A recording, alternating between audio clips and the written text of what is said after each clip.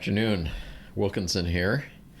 Today my guest is Peter Gordon, and he is a mutual friend of Mark Hollenstein. He said, hey, you need to get Peter on here and see what he's about. So Peter's here. Say hi, Peter. Hi, how you doing, Wilkinson? Thanks for inviting me. Glad to have you. So I think it would be good we chatted before this a little bit, but let's give some info to our listeners here. So where are you coming from? Tell a little about yourself. Okay, I'm currently a licensed marriage and family therapist in Palm Springs. I've had a practice here for 8 years, lived here full-time for 7 years. Moved here from Long Beach, but I'm basically an East Coast guy. I lived in New York for 20 years and slowly but surely moved here to the West Coast, and at 50 years old decided to become a therapist after a few other careers prior to that. Well, we've got to hear a little bit about it. What else did you do? I was a graphic artist in New York. Did some interior design. I also was in the theater as a dancer for a few years back in the day when I was young and supple. And then I moved to Santa Fe after New York, which is where I got sober. I'll throw that in. I've been sober for 33 years now. Oh, congratulations. Thanks. It's been quite a journey. When I moved to Santa Fe, I opened up a landscaping business and was really a very spiritual experience because it checked all the boxes: mind, body, outside, active. It was really kind of fabulous. But it was in Santa Fe that I realized that I knew where I had gotten lost in my life as a gay boy back in the 50s, and I had nowhere to go with my realization. And I decided that I wanted to become a therapist and work with queer youth in the coming out process. So I actually moved to San Francisco, went to graduate school at 50 years old, and by the time I got finished and licensed and everything else, the internet had taken over, and a lot of the gay youth had found each other, and they were helping each other with the coming out process. So I redirected, stayed in the gay community, but kind of redirected. Started doing different types of therapy. I do predominantly EMDR now, which is a trauma-based therapy. What does EMDR stand for? It stands for eye movement desensitization and reprocessing. Okay. And it has very little to do with the eyes, actually. That's what they thought it was initially. It has to do with bilateral brain stimulation and trauma reduction. I call it voodoo. It really is like a silver bullet in terms of helping healing. It's one of the reasons I like it so much, because I can see progress very quickly with clients, and it's pretty solid, permanent healing. How does that work, just in a nutshell? Basically, it's akin to REM sleep. When you're in REM sleep, your eyes are going back and forth, right, left. Right. It is during that process that you're actually processing emotions and experiences from the previous day. In trauma, whether it's long-term abuse of some kind or even singular experience of like a car accident or something like that, feelings don't get processed properly, and there's an attitude about your life that develops from it. So it is a combination of an experience or an event, the feeling about it, where it is in your body, because it is somewhat somatic, and the negative belief system about your life. People who can't ask for a raise because they believe they don't deserve one or they're not good enough, that type of thing. In processing, which is done with either moving their eyes back and forth, following a light board, or I tap on knees. There are different ways of doing it as long as it's alternate tapping one way or another. So you actually do that? I do. Okay. I do. Basically what happens is that there is a reprocessing of the belief system and the feelings, and hopefully within a decent amount of time, can be pretty rapid. It can take a couple of sessions. The person loses that negative belief system and it turns into something more positive. You might also experience it if you've had a problem and you've gone out for a walk, and during the walk you've realized the solution to the problem or felt differently about it. When you're walking, you're doing EMDR because it's left foot, right foot, left foot, right foot. Okay. That's how it's done. So walking is good for you. Walking is good for you in many ways. All right. So you said you're gay. Now, I'm curious because so many of my guests on here have religious backgrounds. Was that part of your system, or was it just something else? No, I grew up in the Jewish religion, pretty rigorous. I was bar mitzvahed, but right after that, I kind of left. And at one point, I rejected all of that. And there was kind of a spiritual bankruptcy at that point, I would say, because it wasn't long after that that I found drugs and alcohol and used that in many ways inappropriately to deal with my life. So did you have an actual coming out process then with your family and friends, or? Not really. I would say that the closest thing to a coming out process was I met my lover in New York, and we moved in together, and I invited my mother and my stepfather, my brother and sister-in-law for dinner. Oh, guess who's coming 2 for hour, dinner? Yeah, exactly. 2 hour, Right. 1-bedroom apartment with one bed. So that was kind of it. Really? Yeah. Now, correct me if I'm wrong, but I thought I heard you say you were wanting to work with LGBT youth to help them in their coming out process because you had a hard time with that. Did I understand that right, or was that? Yeah, no, absolutely. So what was the hard time for you? The hard time was the times. Back in the 50s, the attitude about homosexuality was pretty negative. I remember my mother at one point saying, "Homos are sick." And I said, "You're talking about me," to myself. Right. My father would make queer jokes. And so there was a lot of negativity around it. Did you know you were gay, or did you just know that you were different?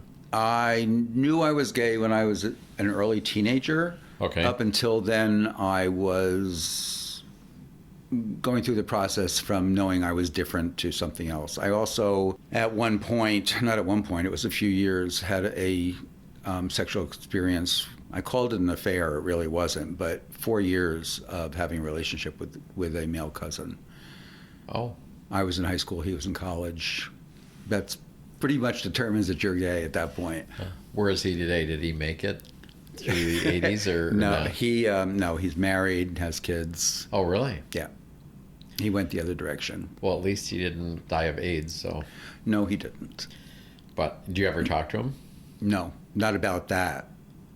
I haven't seen him in a long time. He lives on the Okay. East Coast, and he's pretty isolated, he and his wife. And So do you think he's gay living as a straight married man, or was he going through a phase? What's your read on that? I have no idea, and I don't even want to conjecture what he was or is, Okay, because I don't know him well enough. fair enough. So let's talk about you. What are you doing now?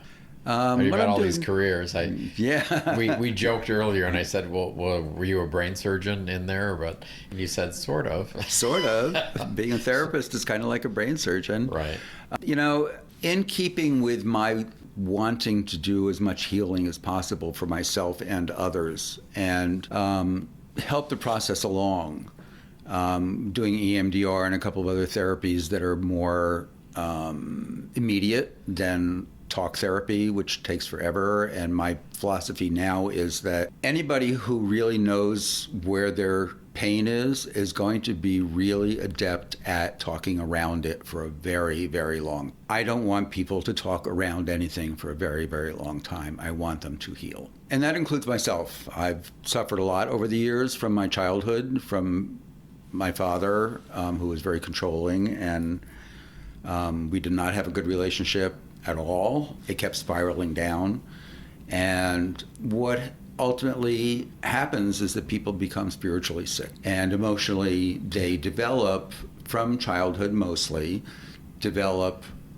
behaviors that get stuck in a rut and work as a great defense when they're keeping the pain away, but after that they become a barrier to healing. And so one thing about EMDR is it's nonverbal, so they can't talk around it. And So when you're doing a session in that, do they have to be aware of what's happening, or is it just you do these sessions with the movement and the tapping and things like that? they're very aware. So It's not they know hypnosis. what the problem is. Yes, they actually have to identify it. Okay, they They identify have to it and then identify they the do negative it. belief system, the feeling from an experience. It could be I had a client who tapped somebody's bumper on his way into I was parking coming into the session, Right. and the woman went off on him, and he had a meltdown because it reminded him of his mother. Right. So we were able to identify something right then and there and work with that. It was Cool. great. It was a great opportunity. But I have learned through my years in AA and my years in recovery, in therapy, and doing all kinds of outside work, that there was a limit to everything that I was doing. There was a barrier to true healing, because the same, as I say in AA, character defects kept coming up over and over and over again. And they weren't changing, nor were the triggers. They were always there. And one day, somebody I know bought a book for me, which was the genesis of where I am now in my healing work. Not to promote anybody or anything, but Michael Pollan's book, How to Change Your Mind, which gives the history and efficacy of the use of psychedelics in healing, in therapy, was like, it just, lights went on. I got all emotional about the possibilities. And I started doing more and more research. I started watching videos on YouTube, listening to podcasts, following people like Tim Ferriss and Sam Harris and Gabor Mate, all of whom are very involved in the movement. Jim Fadiman, who is the father of microdosing. The more I read and the more I know and the more I experience, the more I know that this is where things are moving in the healing aspect of psychotherapy. Psychotropic medicines are there to cover symptoms and to change moods, but not heal. And psychedelics do something very different. And especially when they are in conjunction with therapy, not just going out in the woods and taking a hit of acid and having a good time. Right. Which is what I used to do back in the day. Didn't learn a thing. But when done as they're called medicines, when they're done as a medicine, when they're done in the right set and setting, set being in a therapeutic setting, with the set is the mindset, the positive mindset, not just playful, with intentions of this is what I'd like to investigate, and the setting being where it's done, which is usually very controlled. Classically, a psilocybin journey and an MDMA therapeutic journey are done with a mask on, with a playlist, and with therapists in the room. So it's not done individually. So the person who's taking the medicine, they wear a mask? They don't have to, but they do. What's the purpose of the mask? To keep you going inside. It's focus, instead, so just yes, focus. Right. Okay. And explain the couple of things you just mentioned, because I'm familiar with some of it, but some of my listeners may not be. So we throw out, this or that. You talking about the medicines or the setting? The medicines. Okay, so psychedelics, which the word psychedelic comes from the Greek meaning mind manifesting, okay, which is great. They're entheogens, which means the divine within. So you put those two pieces together, and we're looking at really a spiritual experience of mindfulness and mind expansion.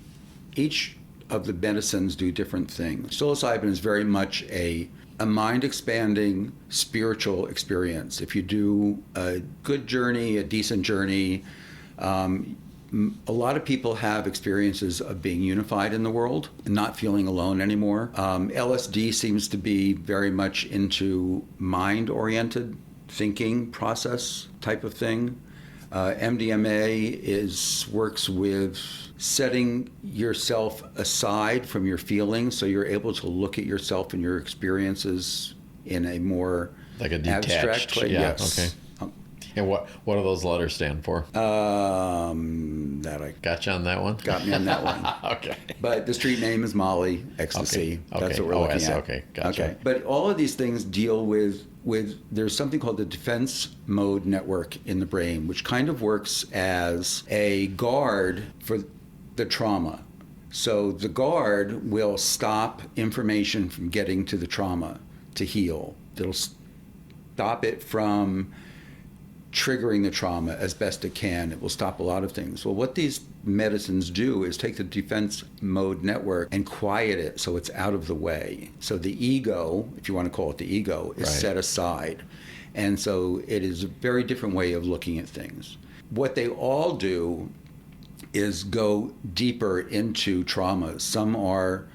Some people experience traumas they didn't remember. Some people heal traumas that they've had. My experience was that I healed an old trauma, and with that I had a lot of somatic issues, lower back pain, and the lower back pain is gone now that the trauma's been healed. Wow.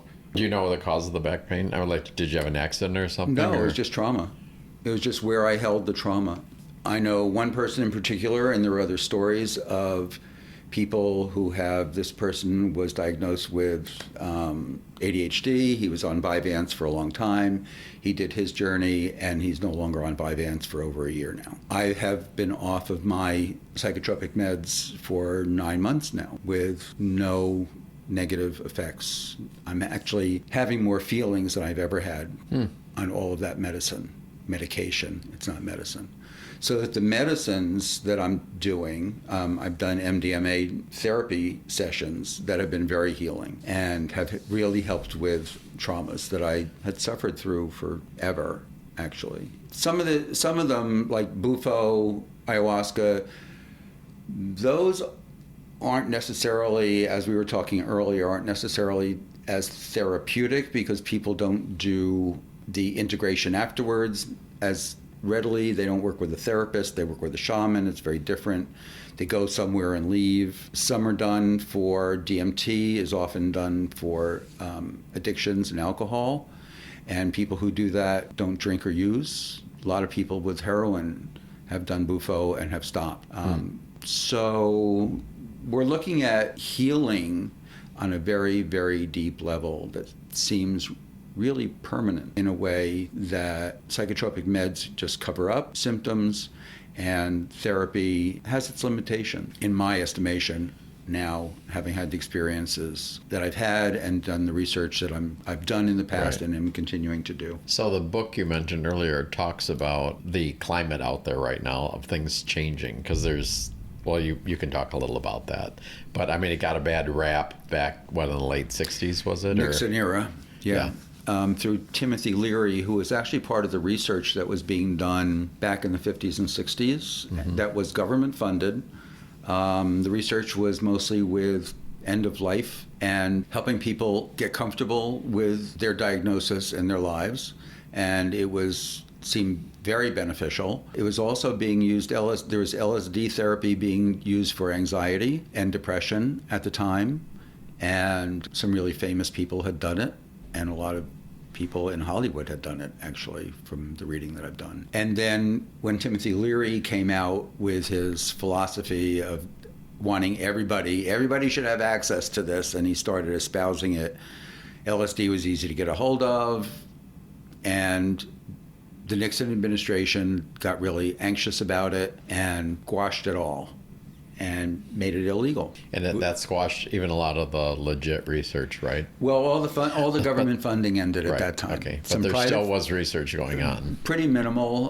The only people who were actually still doing it, as far as I know, was at Johns Hopkins University. But if anything else was being done, it was being done underground. Gotcha. Fast forward to today, UCLA, San Francisco, Israel are all doing phase 3 trials with MDMA for trauma, and the government is starting to fund again. The funny part is that very quietly, Big Pharma is also funding this kind of work.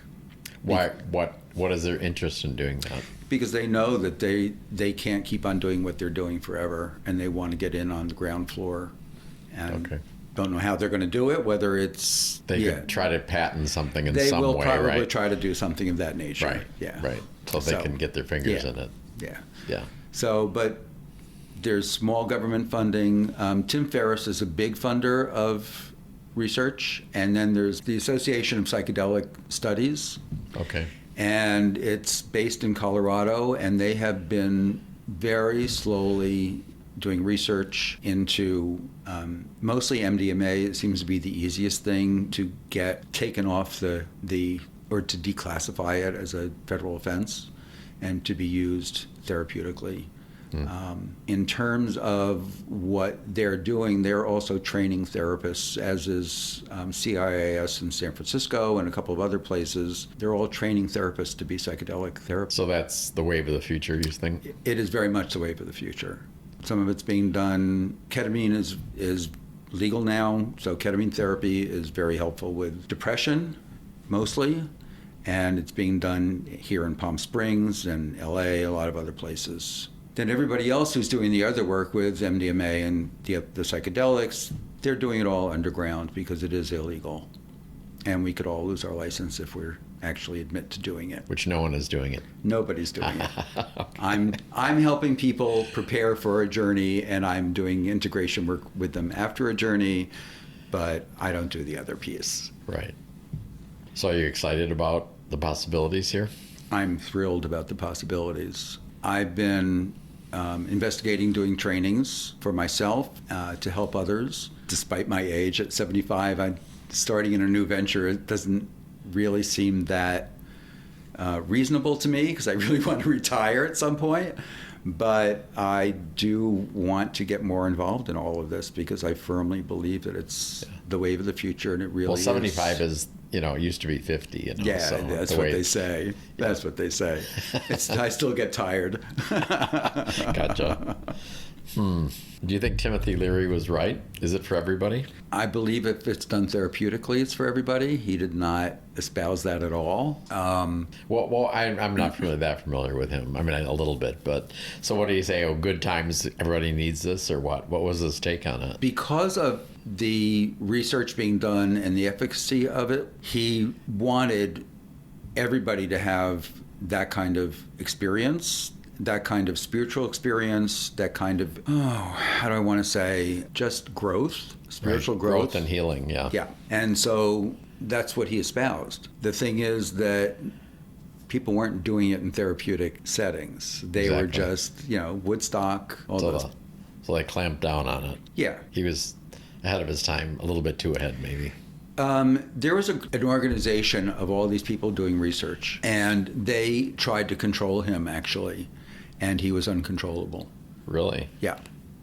Because they did not want this broadcast the way it was. They realized, or they believed, that keeping it in labs with appropriate research, developing it as scientifically as they could, was the best way to go in order to get it into mainstream society as a therapeutic process instead of for fun and games. So the name of the book that started this for you, what was it again? How to Change Your Mind. And you mentioned that that's available in documentaries on Netflix, you said.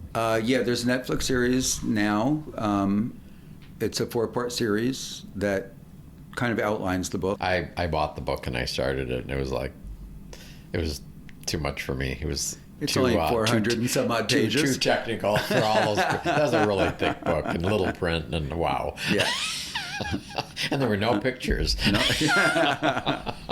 So it's on Netflix. So that's how mainstream all of this is now. It's on Netflix. Wow, that's crazy. So I appreciate you coming in. Do you have any final thoughts for our listeners? I guess if anybody is interested in doing any of this work, doing your research is primary. None of these medicines seem to be addictive in any way, shape, or form unless you are just escaping your life. Right. Which is one of the good things about it. And so there's also an organization called Psychedelics in Recovery, which is a 12-step group for people who are in recovery who can't necessarily talk about it in mainstream AA or NA or whatever. Just like back in the day when people were starting to get into using SSRIs and things like that. There was a big, you're taking drugs, you can't do that. What's SSRI? What is that? They're antidepressants, basically. Okay. All the antidepressants. Okay. People in hardcore AA said, you can't do that, you're taking a drug, you're not sober anymore. Now all of that is in mainstream AA and NA and life and whatever. Well, now psychedelics are in the same situation. People who are doing psychedelics in any way, shape, or form, whether it's microdosing or macrodosing, full journeys. Well, what is microdosing? Explain that. Okay, microdosing is taking 1/10 of a full journey, which is usually about 100 grams. So you take 10 grams. 10 grams. Okay. Every 3 days. Jim Fadiman, who did the beginning protocol for it in research, you take it in the morning. It's a dose that you really don't acknowledge is there. You just don't feel it. It just changes things for you. Huh. So if you take LSD, which is often used for anxiety, so you do an LSD microdose one morning, and there's a shift in attitude and an ability to live your life differently that day. Then the next day, for the next 2 days, you don't do another journey, another microdose. And then you do it again, and you do that for 30 days, and then come off it. But some people don't. Some people take it whenever they want. Some people, they make up their own whatever. And that works for them. That's fine. But you can do it with anything from psilocybin, LSD, MDMA, all of them. So I probably cut you off, but I said final words. You said do your research. What else? Yeah, do your research. Psychedelics in recovery. If you want to do that, they can be found online. There are lots of meetings online just to go and listen if you want. But YouTube is filled with information from authorities to people who have personal experiences on there. And then podcasts.